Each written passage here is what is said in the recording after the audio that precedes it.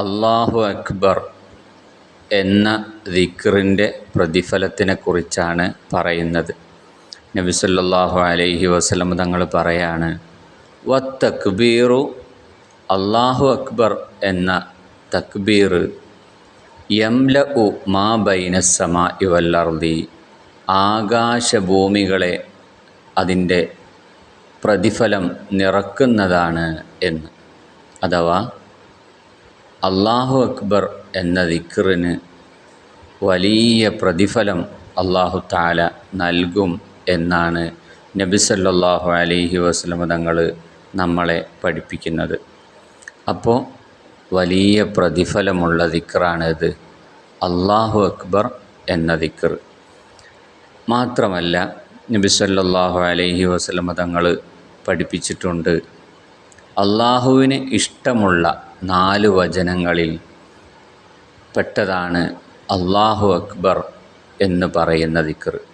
അപ്പോൾ അല്ലാഹു അക്ബർ എന്ന് പറയുന്നത് അല്ലാഹുവിന് ഇഷ്ടമാണ്, അല്ലാഹു വലിയവനാണ് എന്നാണ് അതിൻ്റെ അർത്ഥം. അല്ലാഹു അത്യുന്നതനാണ് എന്ന്. വലിയവൻ എന്ന് ഇതുകൊണ്ട് ഉദ്ദേശിക്കുന്നത് ഒരുപാട് നീളമുള്ള ആൾ എന്നല്ല, എല്ലാവരേക്കാളും ഉന്നതനാണ് അല്ലാഹു തആല. കഴിവിൻ്റെ വിഷയത്തിലും അതുപോലെ സൃഷ്ടിപ്പിൻ്റെ വിഷയത്തിലും ഒക്കെ തന്നെ അല്ലാഹുവിനോട് ജയിക്കാൻ ആർക്കും കഴിയുകയില്ല.